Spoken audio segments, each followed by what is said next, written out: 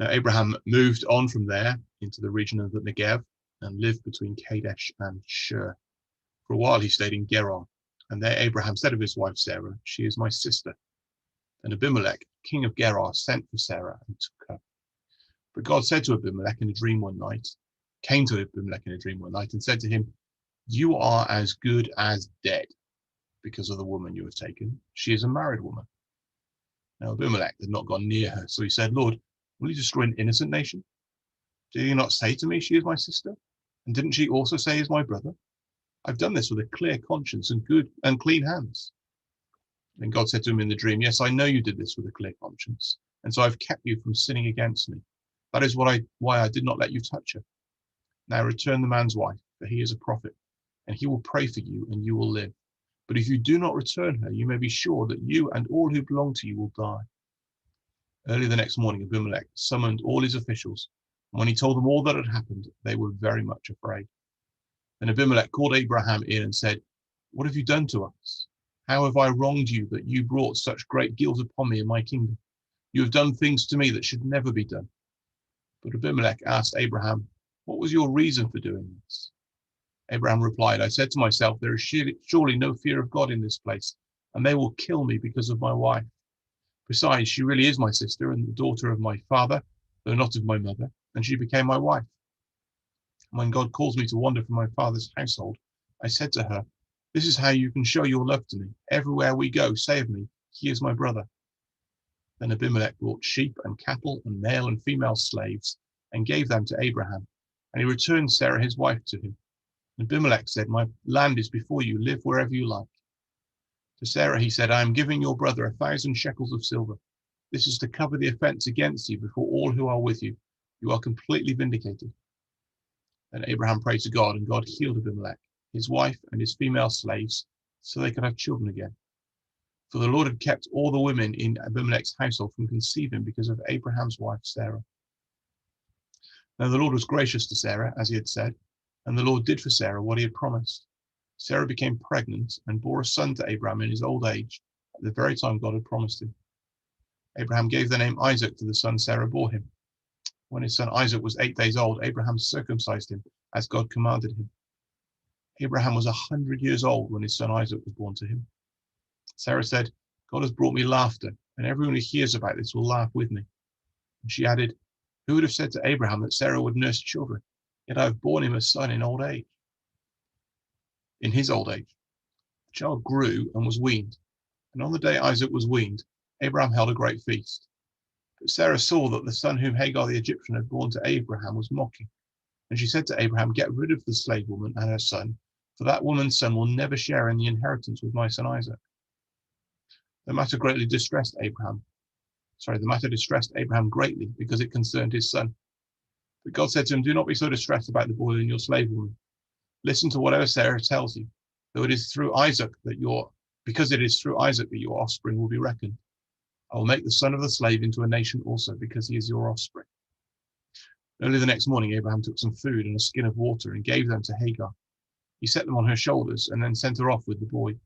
She went on her way and wandered in the desert of Beersheba. When the water in the skin was gone, she put the boy out under one of the bushes. Then she went off and sat down about a bow shot away, for she thought, "I cannot watch the boy die." As she sat there, she began to sob. God heard the boy crying, and the angel of God called to Hagar from heaven and said to her, "What is the matter, Hagar? Do not be afraid. God has heard the boy crying as he lies there. Lift the boy up and take him by the hand, for I will make him into a great nation." Then God opened her eyes, and she saw a well of water. So she went and filled the skin with water and gave the boy a drink. God was with the boy as he grew up. He lived in the desert and became an archer. While he was living in the desert of Paran, his mother got a wife for him from Egypt. In these two chapters, we need to bear in mind the immediate context of the promise of God back in chapter 18. Beginning of chapter 18, that Sarah would have a child within a year, have a son within a year. So we're in that phase now. And there become two threats to that promised son. One before he's born from outside the family, and then one after he's born from inside the family. And God preserves the child through both of those threats. So look at the external threat in verse 20, in chapter 20. In verse 1, we read that Abraham moved on from there into the region of the Negev and lived between Kadesh and Shur, and for a while he stayed in Gerar. That just reminds us that at this stage, Abraham is still a nomadic shepherd. He's wandering from place to place, seeking the pasture land. He's got no land of his own. He's moving around, and he's therefore actually in a very vulnerable position. He's not strong, he's not mighty, he's not got a clan at this point. And although he was involved in the brave rescue of Lot earlier, he's no great shakes. And so actually he's both vulnerable and he's frightened when we read later Abimelech asking him, why have you done this? He said in verse 11, there's no fear of God in this place and they'll kill me because of my wife. He's frightened of his environment. And so he tells everybody that Sarah is his sister, not his wife. It's a half-truth. It's something he's already used before when he was down in Egypt. And actually, it turns out in this story that it's an agreement they've had that all the way through this phase they would do this. And so Abimelech, thinking she's Abraham's sister, takes her home with him. And at this stage, you are seeing both Abraham's vulnerability. You're also seeing his folly, that he's repeating a mistake from previous experience with Pharaoh. And you also see just how useless his own attempts to protect himself are, in that his wife's now been carted off when she's supposed to be having his child within this year. And all the promises of God look very shaky. It's all going to fall apart. And it's at this point we see God stepping in. And yeah, I mean, I don't know if you've had some frightening dreams, but verse 3, God appears to Abimelech in a dream and says, you're as good as dead. But God is intervening directly to prevent this. We actually find out that the Lord has already protected Abimelech from taking Sarah into a relationship with himself, because he knows that Abimelech's innocent here. He's not the guilty party, and so he's protected him. Verse 6, yes, I know that you did this with a clear conscience, so I've kept you from sinning against me. And he turns it all back round. And actually, Abraham comes out of this story, although he's been the deceiver, although he's been weak in faith, although he's been frightened, he comes out of this story with the nations around being frightened of him because of his God, and actually him being a source of blessing to them as his prayer for them is answered. And so that the child is preserved by God's direct intervention despite the threats from outside. Then as we flip into chapter 21, there are internal threats. Isaac is born, there's great joy and laughter. They get to the end of the weaning period.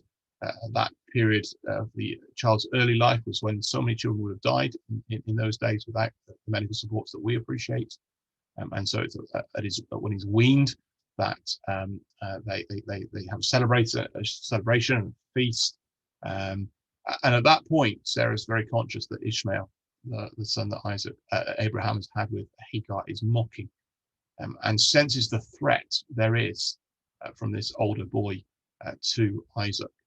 And wants him shifted off, and Abraham struggles with that, but God again intervenes and says, no, he must go, because he's not the promised son. He's not the heir.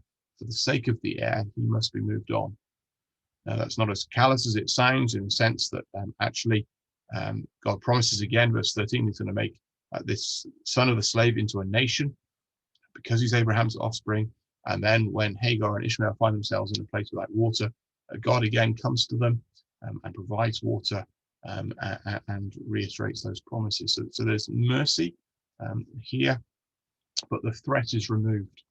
And it's a reminder that the threat has been caused by Abraham and Sarah's own foolishness and lack of trust in God, that they tried to take things into their own hands. So here is an external threat to God's promise coming true for his people, and an internal threat from their own folly.